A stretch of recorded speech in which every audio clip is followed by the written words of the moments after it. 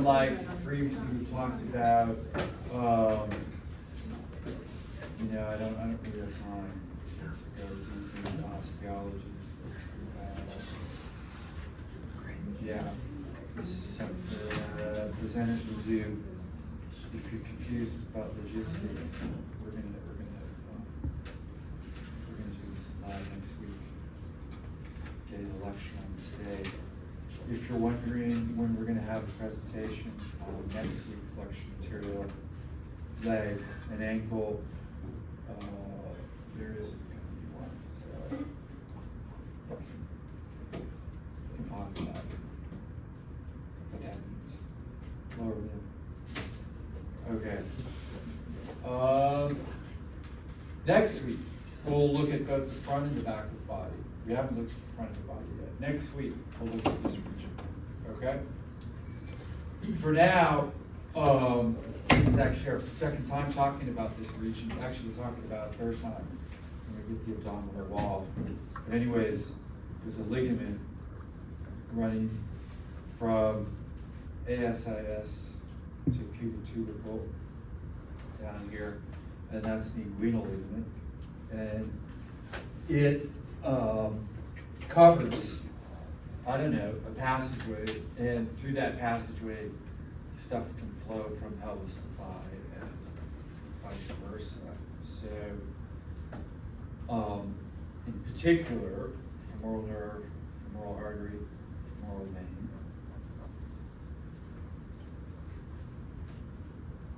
On the lateral side, we have a muscle called iliopsoas.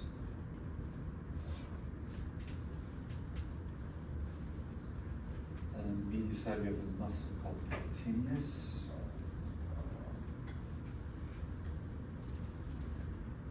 There's a few other things that go under there, but those are the main things. There's a mnemonic that we teach navel, because this is a place where the nerve, artery, and vein are always in the same orientation. The nerve is lateral, the vein is medial. I've never seen it not like that. This is a place where there isn't variation. And so you could use that mnemonic to know what you're looking at. And this would be a place where I would expect you to know on a test, am I looking at the nerve, artery, and vein? Even if the artery and vein look the same, I would expect you to know which is the artery and which is the vein, okay? So this mnemonic can help you remember that. Here's the ligament, inguinal ligament. Next week, when we get to the thigh, we'll follow sartorius down towards the medial side of the knee.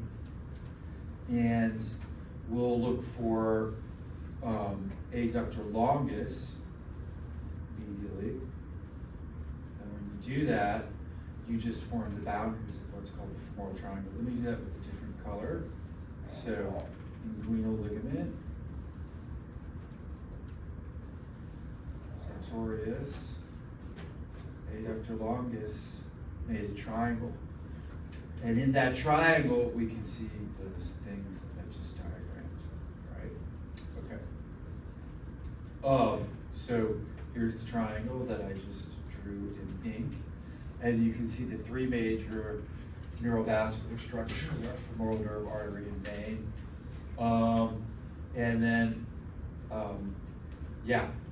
So let's think about the point of the triangle. The point of things in anatomy we call the apex. And so you might be thinking of the apex as like the top of something, but no, it really just means like the point. So actually, this is the bottom of the triangle, is the apex, and what this is the beginning of is a passageway to the back of the knee, which is called the adductor canal. It's a muscular passageway. There isn't really like formal boundaries, but anyways, it allows femoral artery and vein to go from the front of the thigh to behind the knee. The region behind the knee, this fat-filled space, is called the popliteal fossa. So if we wanted to go from the front to the back, the popliteal fossa from the femoral triangle, we would hop into the adductor canal to get there, and the entrance to the canal is the apex of the femoral triangle. Cool? Got it? All right. Another important point is femoral nerve doesn't go through that canal. We got a huge nerve in the back, the largest nerve in the body, to do stuff in the back of the lower limb. We don't need a femoral nerve back there. So it's only the artery and vein making its way through the tunnel to the popliteal fossa. And this is just more info on what's in that inguinal region. And moving on, because really we're going to go back to the inguinal region in future lecture lab. Cool? All right. So we haven't talked about fascia yet, really. So superficial fascia is this fatty layer below the skin, variable thickness, depending on your diet and other factors. But if you go deeper than that, we're going to find multiple fascial layers that are called deep fascial layers. What they do is they surround muscles and things like that. They group muscles into functional compartments. They provide strength, structural integrity. And so the fascia of the lower limb of the thigh is called fascia lata, which we need to know. And fascia of the leg is called fascia crura. Okay? Fascia lata, fascia crura. And there's a specialization of fascia lata on the lateral aspect of the thigh. It's called the IT band. It's just thickened fascia lata into which tensor fascia lata muscle attaches and glute max attach. Okay.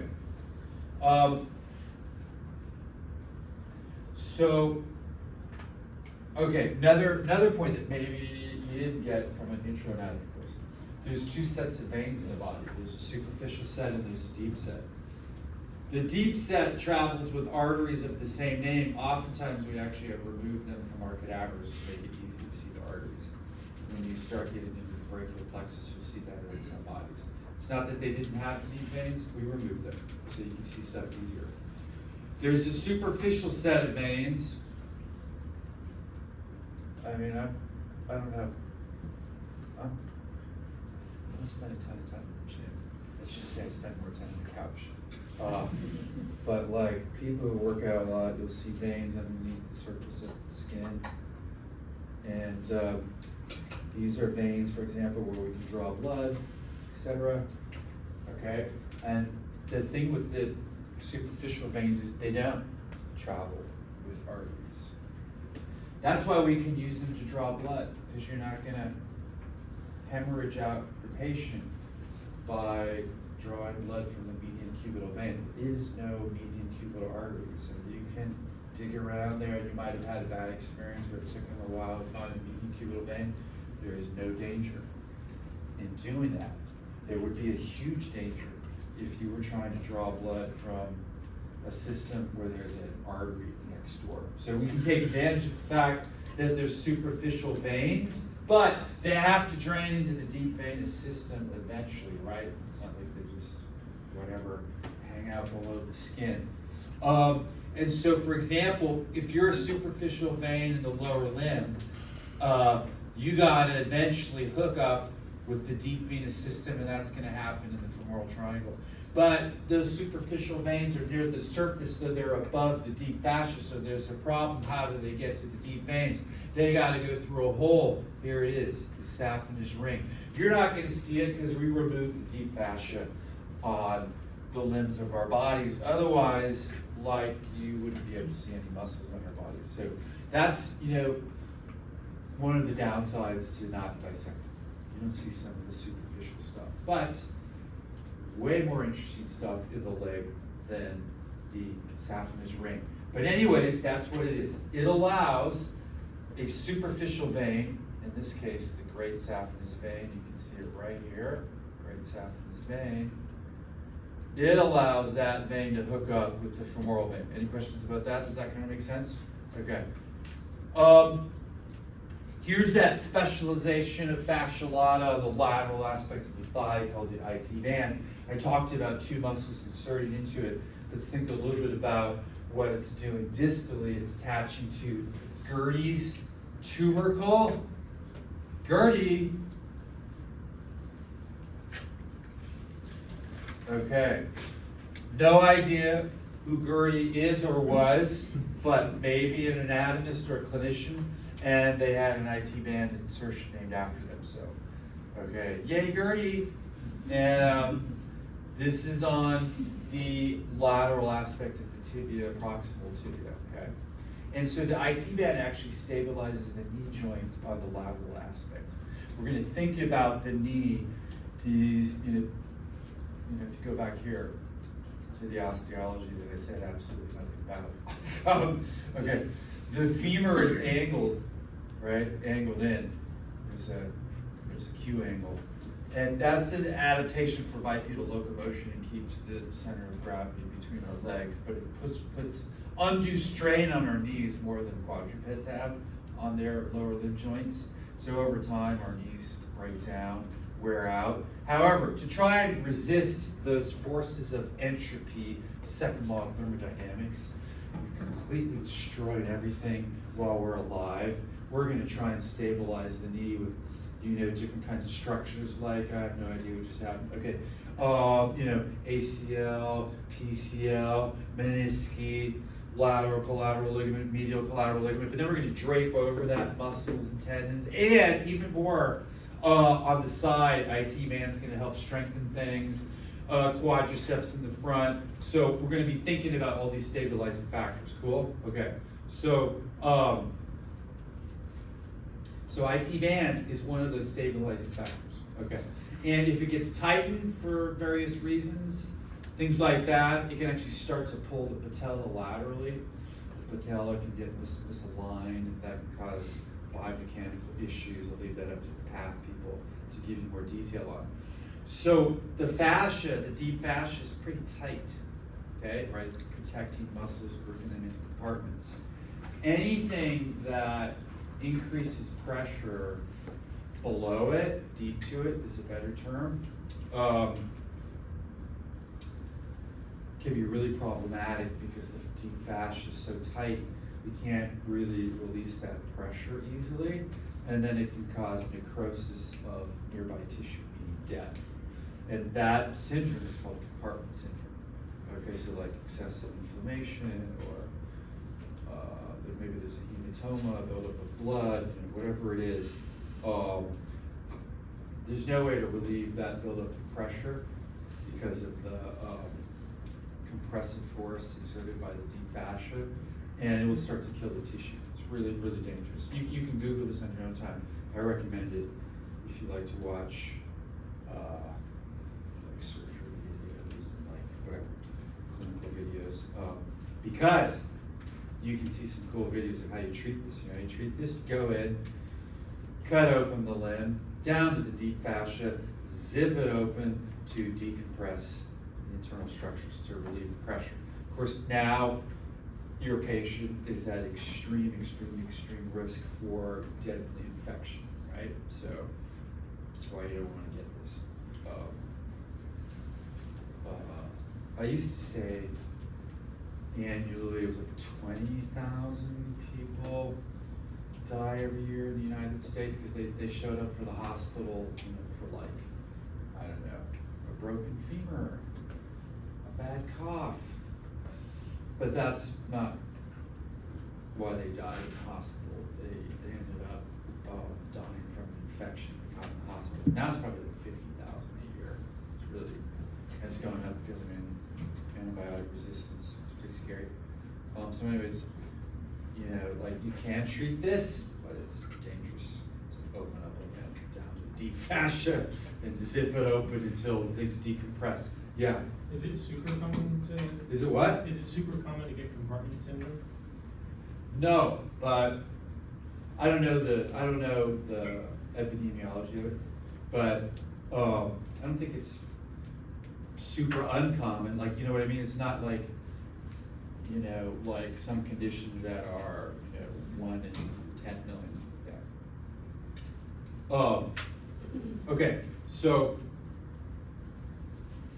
maybe we kind of talked about this already. We sort of talked about P-glucose as working as a group deep to the glute max, but especially when we get into the limbs, we want to start thinking about muscles, kind of groups organized into functional groups, and of course the deep fascias keeping them organized into compartments.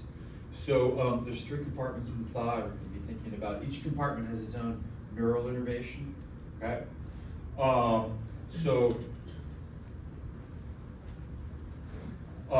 The big players are femoral nerve, obturator nerve, and sciatic nerve. They're really, okay. Technically speaking, sciatic nerve is a combo nerve, and it's not really by itself doing anything. Okay, so for example, in the back of the thigh, the hamstrings, they're innervated by the sciatic nerve in most people before it's bifurcated, but they're really innervated by tibial nerve.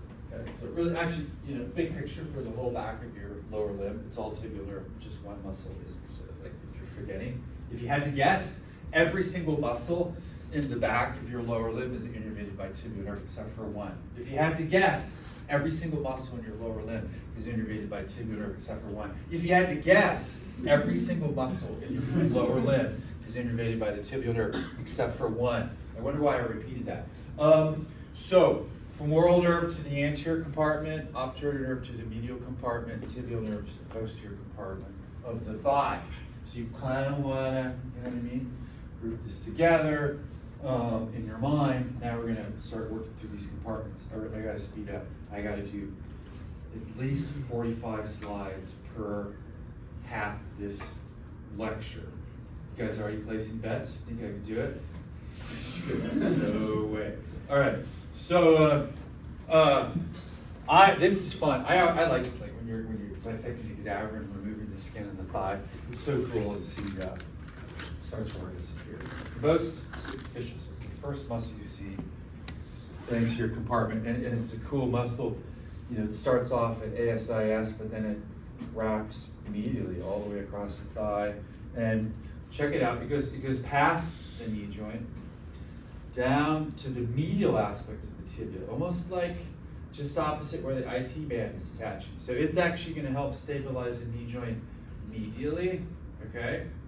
It's part of a structure that stabilizes the knee joint medially. Very cool muscle.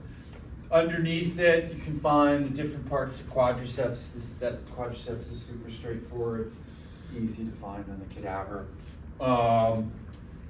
We got to go up into the femoral triangle to try and see a couple other guys like iliopsoas, way up here at the lateral aspect of the femoral triangle. Pectineus can be tricky to see. A couple cadavers we have, okay. Some of this femoral stuff over here can femoral triangle stuff can cover it up, okay. All of these muscles are innervated by femoral nerve. You guys have this compartment, and they're basically, if they're crossing 2 joints, they're flexing at the hip because they're crossing in front of the hip, and if they're crossing the knee, they're going to extend the leg of the knee. Okay.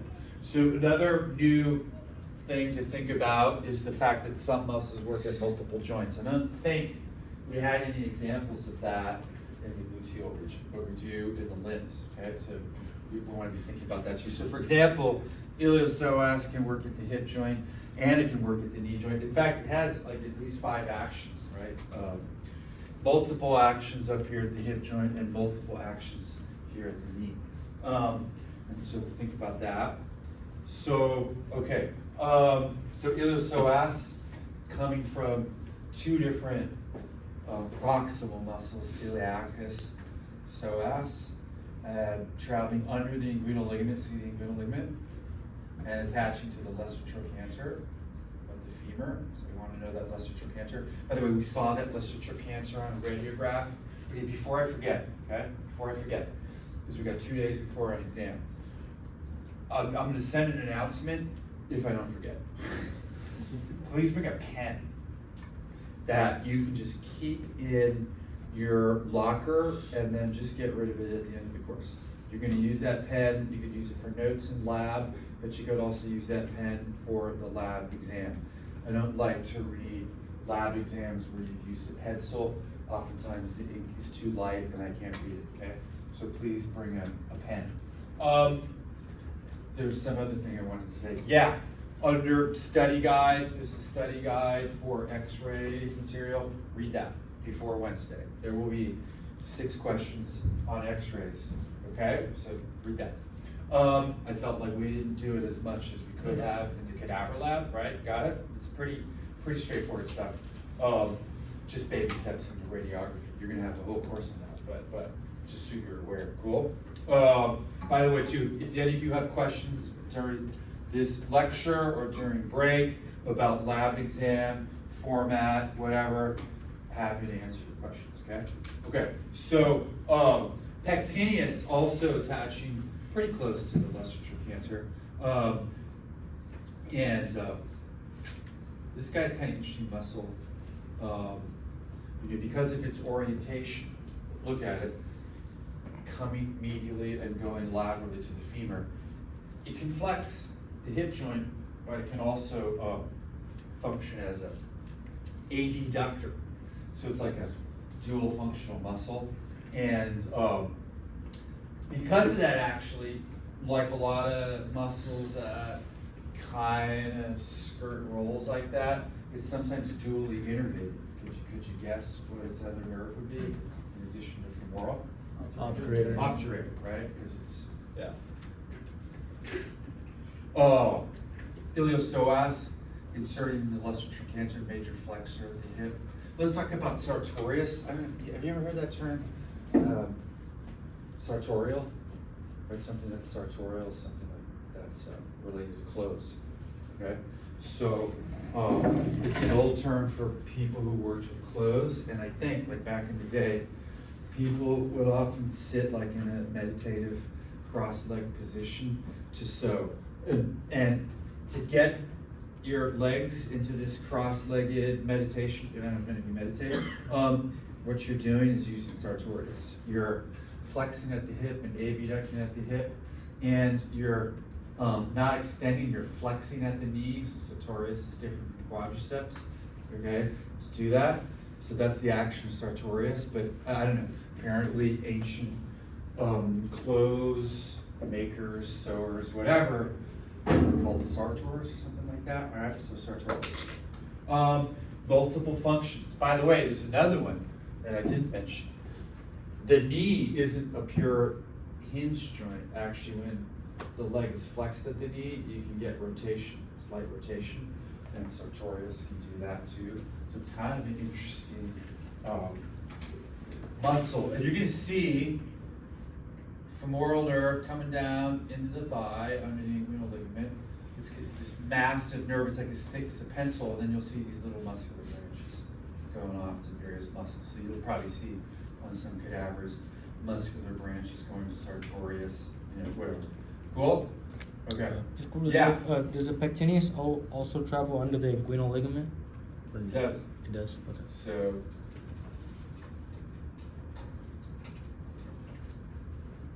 that's what I drew here.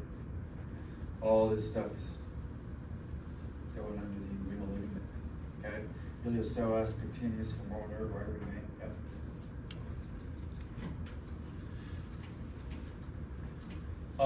You can look at that picture on your own. See, potential dual innervation, pectineus. Okay. Okay. So be careful with sartorius.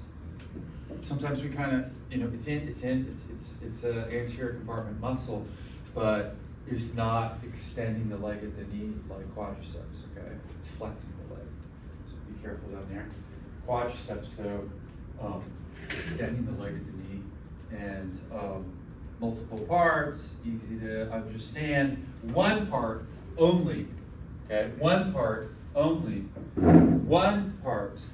only, said it 3 times, crosses the hip joint. That's rectus femoris. Rectus femoris crosses the hip joint. Rectus femoris crosses the hip joint. Okay, so rectus femoris is the only part of the quadriceps that flexes the hip joint. All the rest of the quadriceps is working at the knee. Okay, so rectus femoris, kind of interesting, and it's coming off anterior, inferior, right? Not anterior, superior iliac spine.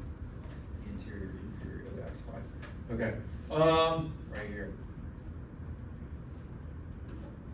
Right here. Cool.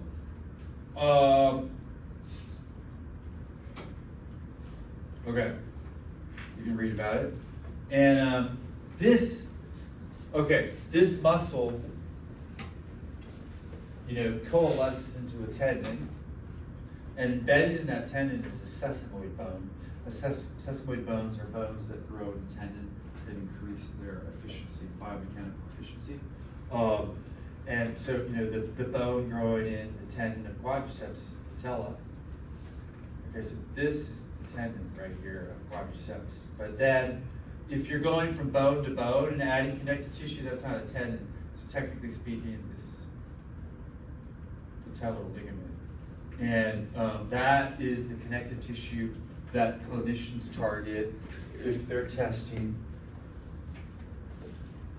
lower limb reflex. And when they do that, they're not really interested in quadriceps. They just want to know, hey, is the nerve to quadriceps okay?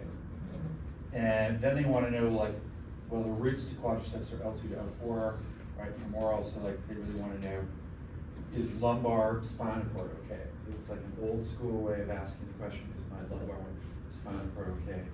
From a motor perspective, I don't have access to an MRI, I don't have access to a CT machine. I'll just do these little external tests to try and get insight. Okay. You might think, well, what would you see if it's not all right? Well, then it gets really interesting. If you have a patient who had a stroke involving what's called an upper motor neuron tract, you might see explosive reflexes. Even though the patient might be paralyzed in the lower limb, you do this. Let's say they had a left-sided stroke, I'd expect to see symptoms on the right side. This might be explosive and the left side might just be like that, okay? So hyperreflexive. If you got a patient who comes in with what's called a lower motor neuron disease like polio, tragically, coming back, I've read about the situation in Gaza, it's, worldwide effort to eliminate polio from the world now. Coming back. Anyways, that can cause paralysis. There, okay, let's say we got some lower motor neuron paralysis on the right. You do this, you might not see anything on the left, normal reflex. So you have a complete loss of reflexes potentially. That's what they're looking at when they do that kind of test. Okay. I thought I had a thing on it. Maybe I do. Where? I don't know where I am. Sorry. Anyways, somewhere later, talk about that. Okay. So, femoral nerve. Give me a second.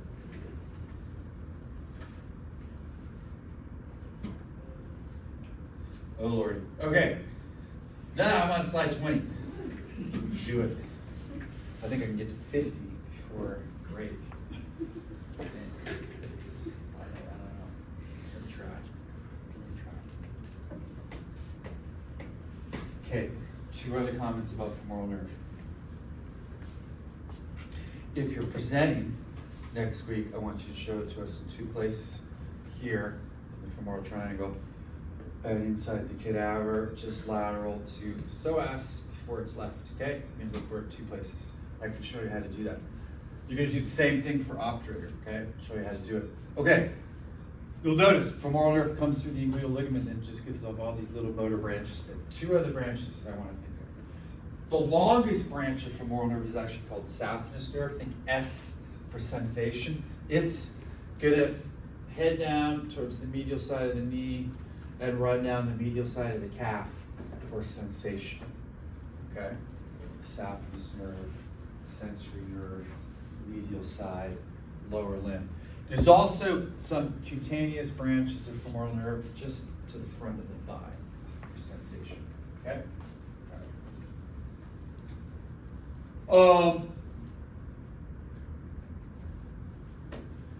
Yeah, we talked about this. Moving on. Okay.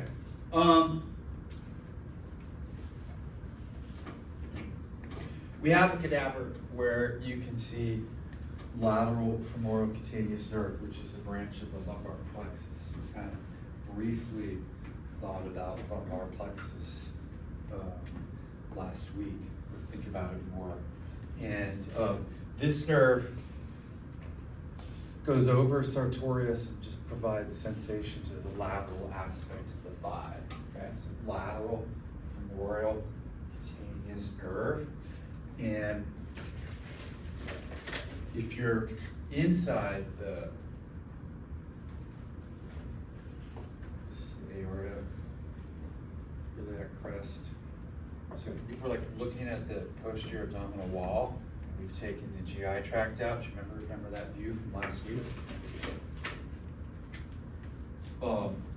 Lateral femoral cutaneous nerve goes over iliacus like this. Okay. Then it pops out to innervate thigh for sensation. Okay.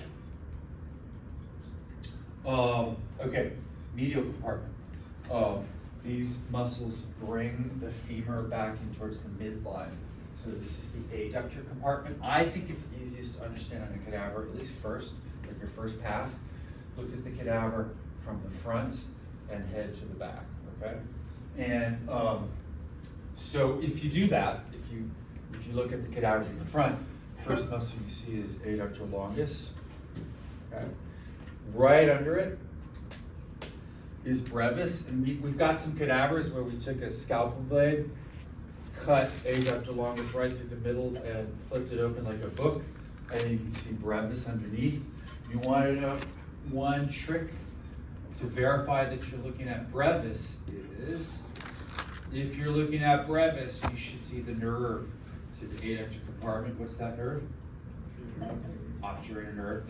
So you should see a nerve that just came out of the obturator foramen, and it's going right over the adductor brevis, like that. Actually, part of it goes under brevis, too. It bifurcates around brevis. So that's the obturator nerve. Okay? And then,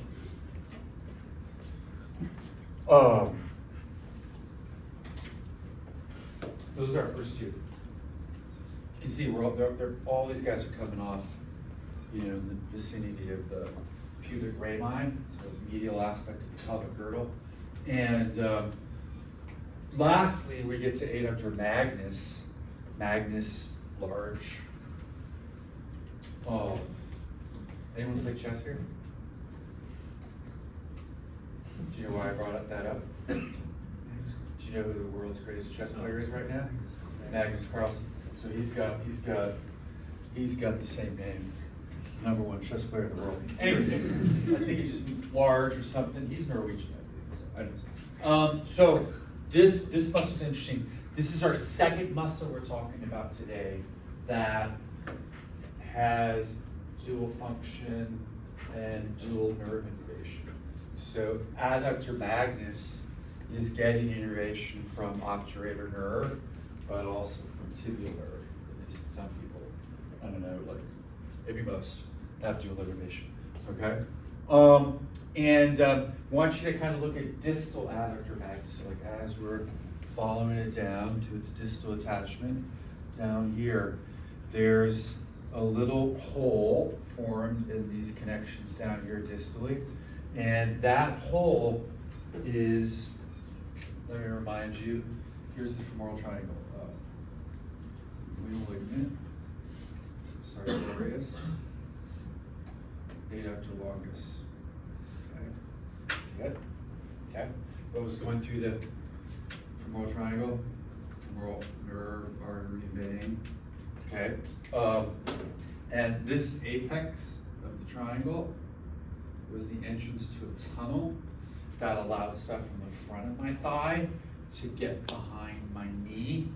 That's called the adductor canal. And the exit of the adductor canal is formed by that little hole there in adductor magnus. Okay, so that's called the adductor hiatus. And so check this out. The only things going into that canal, not the nerve, but the vein and the artery go through this canal. Now we're in the popliteal fossa, the fat-filled space behind your knee. And these guys changed their name. Now this is the popliteal artery and the popliteal vein. So that's that canal we talked about 10 minutes ago allows femoral artery and vein to get behind the knee. And they're going to get there by exiting through that adductor hiatus. And the adductor hiatus is an opening in adductor magnus. Adductor magnus has a part coming off the ischial tuberosity. That's why it can function like a hamstring. That's why part of it's innervated by the tibial nerve. And it has a part coming off pubic ramus. That's why it functions like an adductor. That's why it's innervated by the obturator nerve.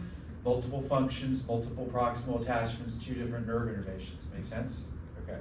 So I recommend, just to repeat, to try to understand the medial compartment. First, look for longus, look for brevis underneath. You'll see obturator nerve going right over brevis. And then lastly, we'll end up at magnus. Okay. Then there's a strap-like muscle running again from pubic rami down the medial aspect of the thigh, crossing the knee joint, and it's going to attach at the exact same place where sartorius attaches. So like if this is ASIS in the front, there's sartorius, there's a patella, medial, lateral. Gracilis is going to join it. Sartorius, gracilis. And then it's actually going to be joined by a hamstring muscle in the back, semitendinosus. So all 3 of these muscles are going to attach at the same location on the medial aspect of the knee joint. And that is called pes anzerinus, which means goose's foot. Because geese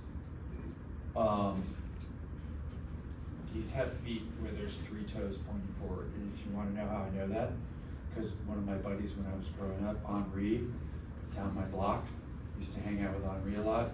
You don't care about Henri, but anyways, you should. Because he had a pet goose named Lulu, and Lulu would chase us around the house and around the garden.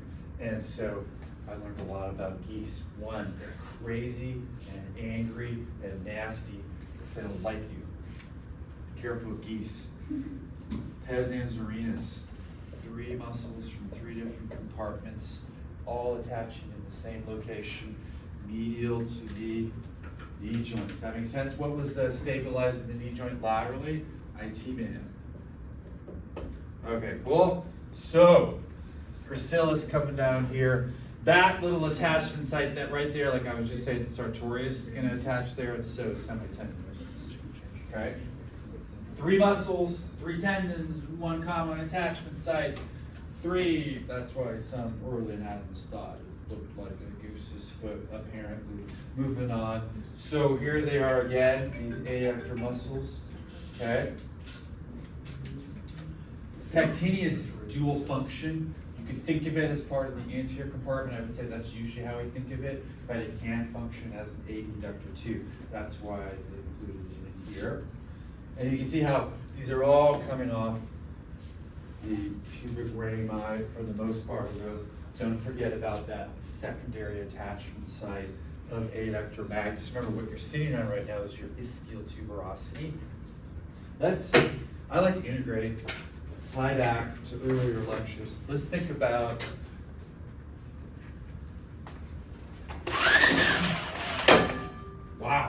ischial tuberosity. Whoa! Ischial tuberosity. Okay, that's bad. Okay, so here. So remember, we had a ligament going up here, to the sacrum, called the sacrotuberous ligament. Anyone remember the nerve we saw that went like that? Pudendal nerve, cool. Okay. And we talked about how another way to find the ischiotuberosity was to follow the hamstrings up. Okay, cool.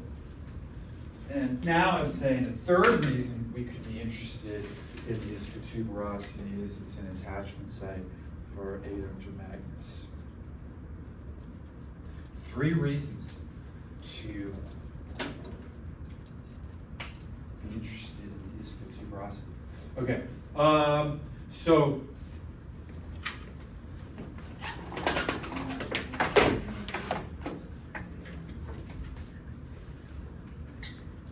okay, so here's that adductor hiatus again, which is the exit point of that adductor canal, which allows vessels from the front of your thigh to make their way behind the knee.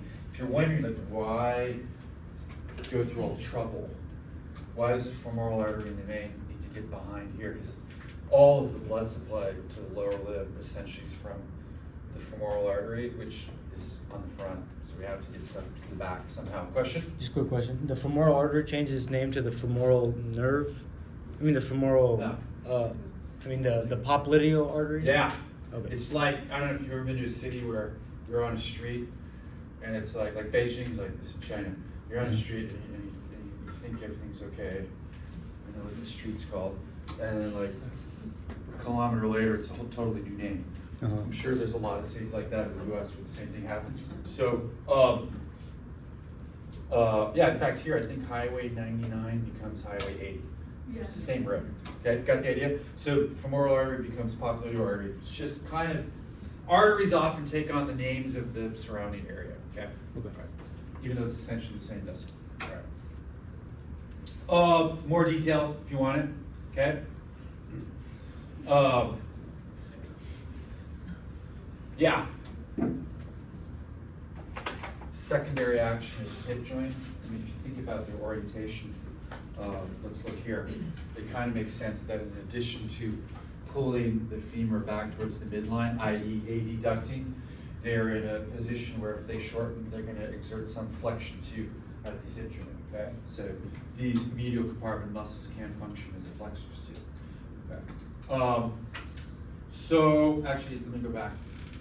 So this really distal-most attachment of magnus way down here has a name.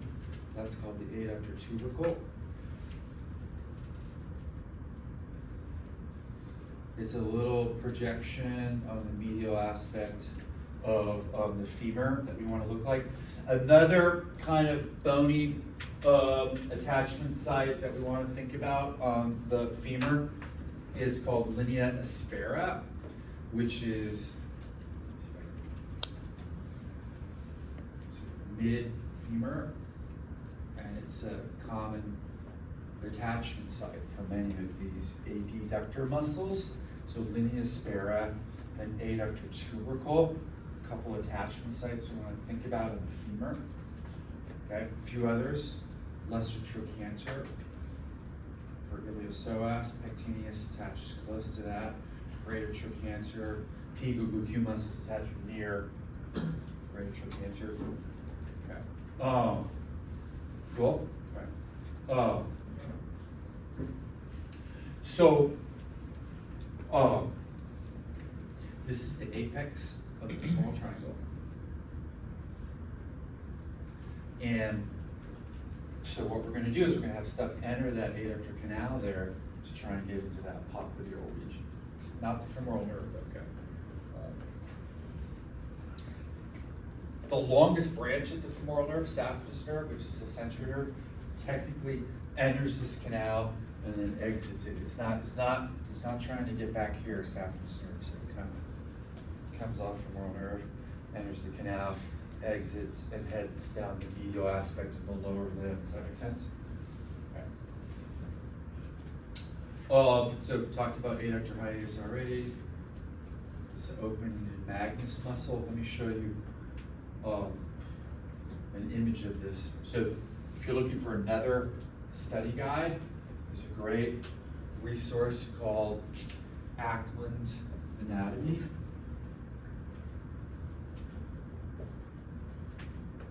You used to be able to see all of the videos for free on YouTube. I don't know if that's the case anymore. The guy who is narrating, in my opinion, is really dry, almost robotic, but very knowledgeable. And what's cool about the specimens he's using, this is a picture still from that video series, is they were done on non-fixed cadavers. So this is unfixed tissue, and so he's like bending the bones to show you how the muscles are working. Pretty cool. Anyways, I took this out just so you could see the adductor hiatus formed by adductor magnus muscle. This distal most connective tissue from adductor magnus going to the adductor tubercle, right? Okay. Of course, this is the nerve. Okay. Anyone here know the tube? Talk about it in lab. I call this Chaudet nerve. You guys know Chaudet? Anyone here know Chaudet? Smooth operator. Know that tune? That's Chaudet's tune, man. All right. This is her nerve. Okay. Chaudet. Back in the day, it was a big dealio. Okay. Paris Hilton of the day, I guess. Smooth operator always makes me think Chaudet. Anywho, back to the lecture. Okay, so this is the nerve exiting the pelvis through the obturator foramen, supplying medial compartment muscles. All right, easy. How are we going to find it? We're going to look forward to two places. If you're presenting next week, you're going to show it inside pelvic cavity. How are you going to find it? You're going to look medial to psoas. I'll show you how to do that. It's actually kind of cool if you're dissecting and you're trying to find it. You can. This is a nerve that you can find blind. You can palpate psoas and just go medial and feel it by tension. It's cool. But anyways, we're going to see it here, and then we're going to see it here. One good way to see it initially, it's pretty easy to see little branches of obturator going to gracilis. Now, the gracilis is a band like that, and you'll see these little muscular branches going to it from obturator nerve. That's the easiest way maybe to see it in the thigh. But another way is to remember what I said. If we reflect longus, or if we find a cadaver where we split longus in two, open up longus like a book. Remember, longus is the first adductor compartment muscle you see. Let's remove it. We're looking for brevis underneath. All is good in the world. You should see obturator nerve going right over brevis. Okay, we're going to look for that. It actually divides obturator nerve. Like if this is brevis, obturator nerve, just part of it goes in front, then part of it goes behind brevis. Okay. Thinking about Dr. Escamilla, Raphael, like when he asked me to do his nerve tracing experiments, I'm sure obturator would be one of those for lower limb. He'd expect you to know that kind of fine level of detail, that it's leaving the pelvis through the obturator foramen, and it's divided into two branches, an anterior and posterior branch, and they're traveling around, they're sandwiching brevis, okay, and then innervating various muscles, right? Okay.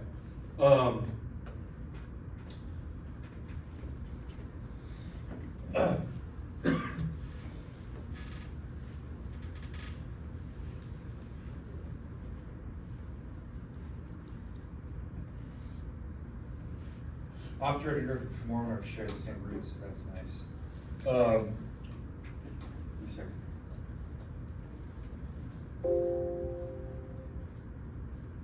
Wow.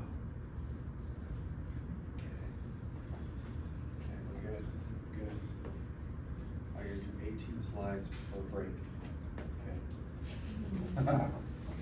Here's that ischial tuberosity again.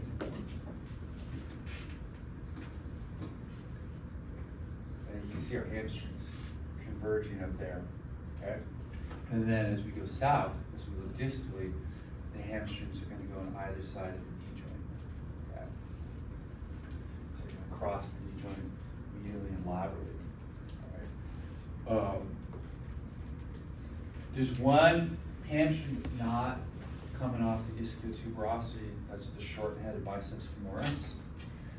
And do you remember 20 minutes ago when I intentionally repeated every single muscle in the posterior lower limb, thigh, and leg is innervated by tibial nerve, with one exception? That's the exception. Short-headed biceps femoris is not innervated by tibial nerve.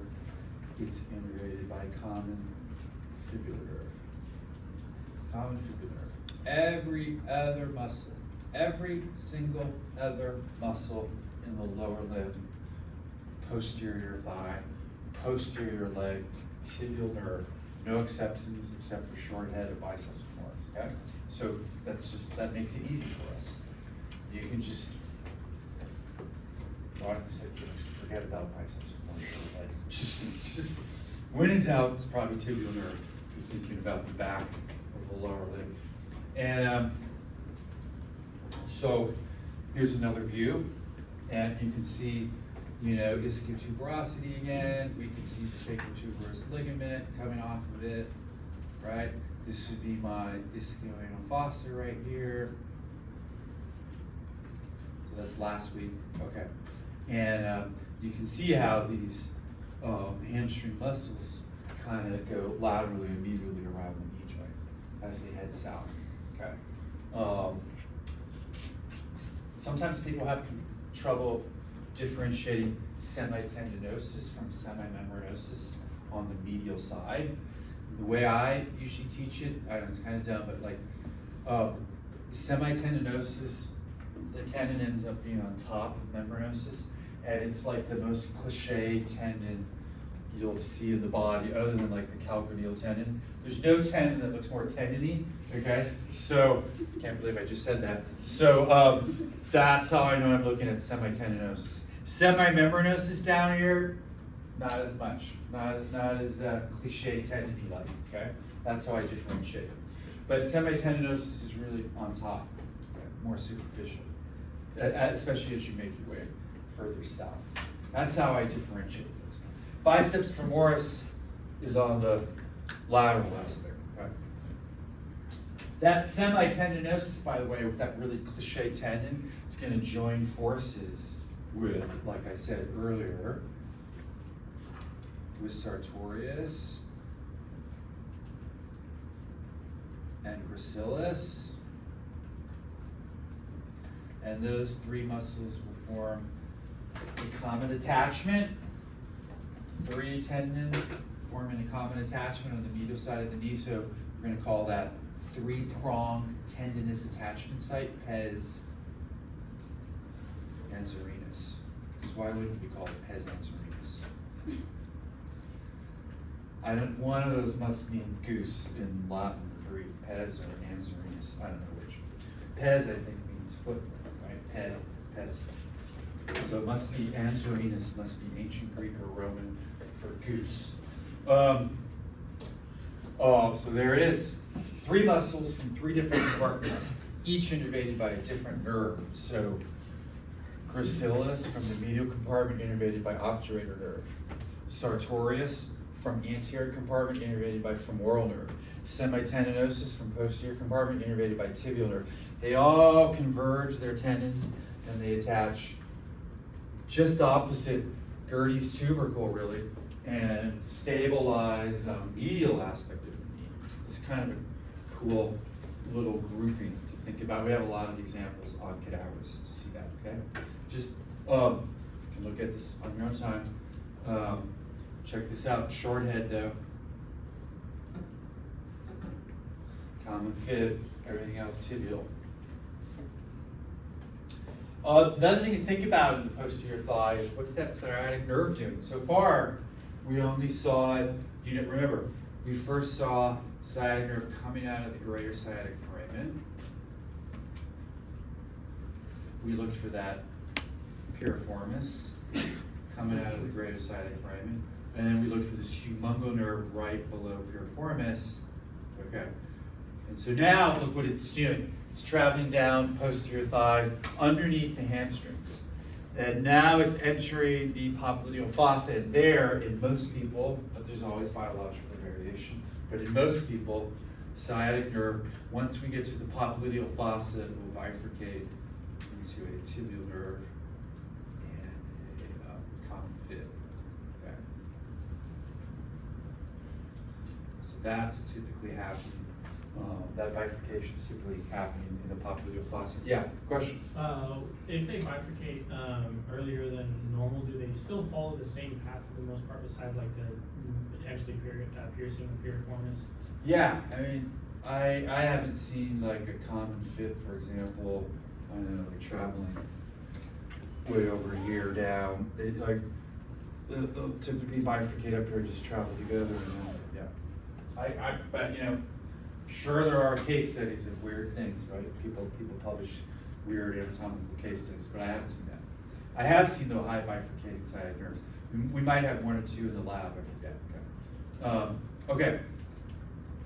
Okay. Just to remind you, sciatic nerve is a combo nerve. So you know, like even though like up here is where sciatic nerve is giving off branches to the hamstrings, it's technically speaking tibial nerve innervating your hamstrings. Common fib innervating short head biceps femoris. It's not sciatic nerve doing that, right? It's one of those components. Okay.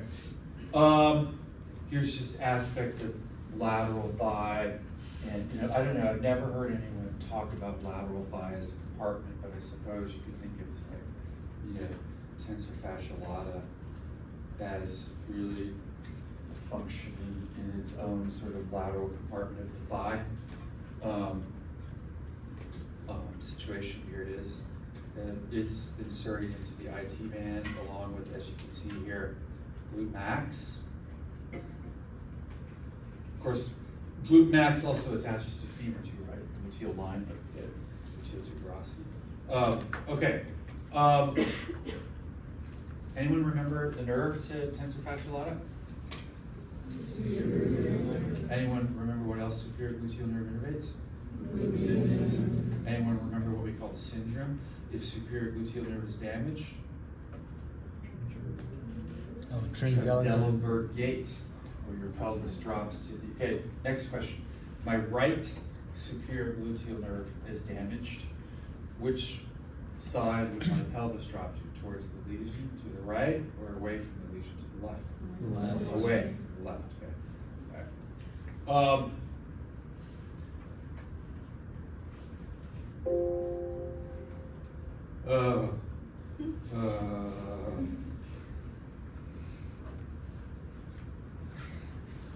Okay. I thought I was doing so good. All right. Here's femoral artery. You know that. But what it does is, right when it goes into the renal ligament, up here in the triangle, it gives off a deep artery of the thigh. See it right here?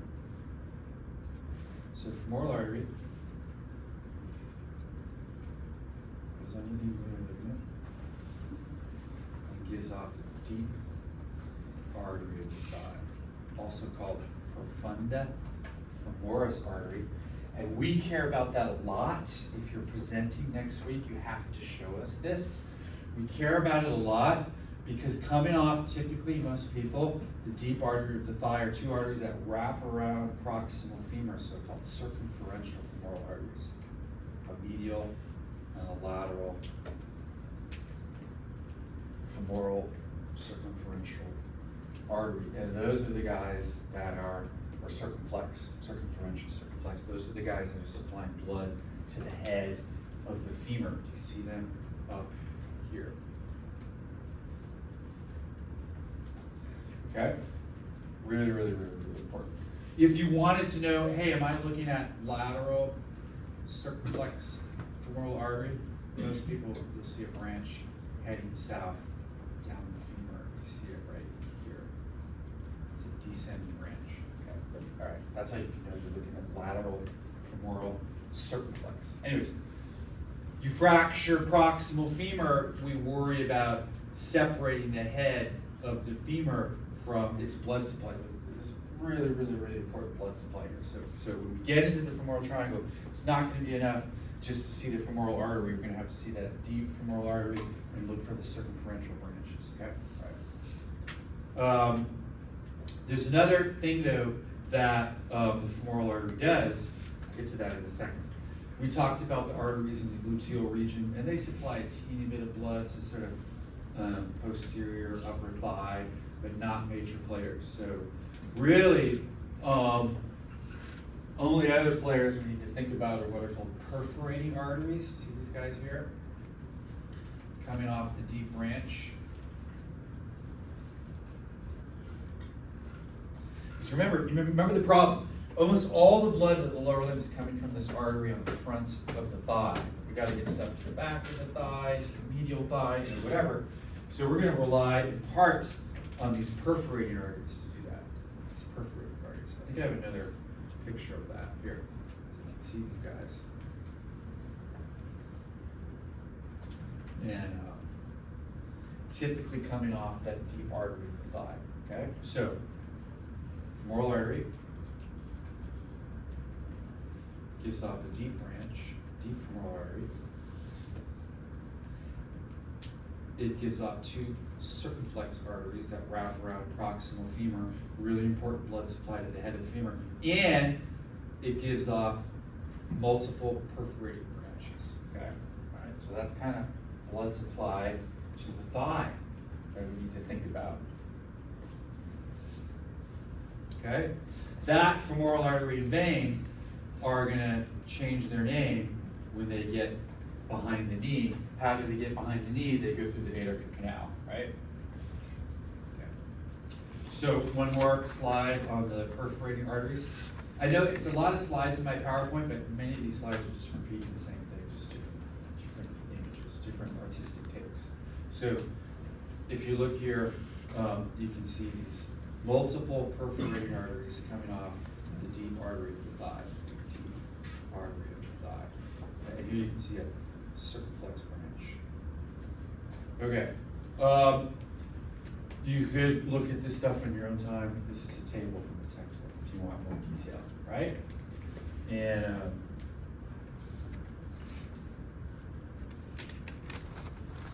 so this canal, almost done. We're gonna have a break here. Just give me like 2 minutes. This canal starts at the apex of the femoral triangle, and what it's doing is it's allowing these blood vessels to get behind the knee to get to the popliteal fossa.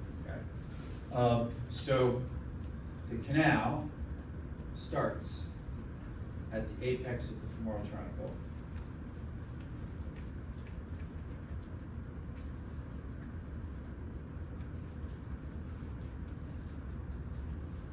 And the canal ends when we get into the popliteal fossa, and the exit point is called the adductor hiatus. And the adductor hiatus is a little hole in adductor magnus.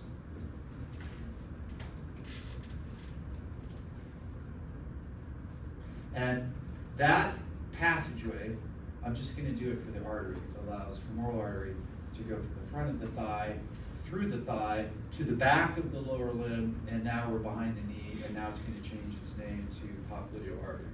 So we were first femoral artery, and now we're popliteal artery, okay? It's like a little magical tunnel. It's just like an intramuscular tunnel from the front of the thigh to behind the knee, okay? All right.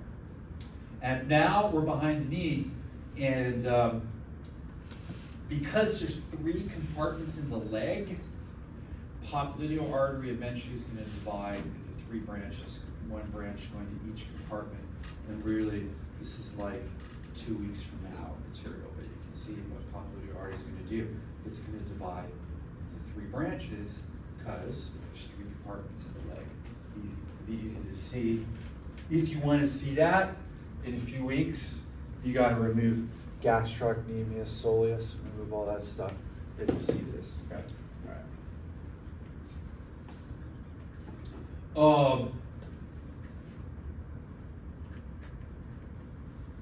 So, remember how I said there's 2 sets of veins in the body? There's a deep set and there's a superficial set. Okay, The good news for us is there's only 3 superficial veins we need to know in the lower limb, okay? So, running up the medial aspect of the calf and the thigh is the great saphenous vein. And how does it join forces with the femoral vein? It pierces the fascia lata, right? Okay. Where did it start?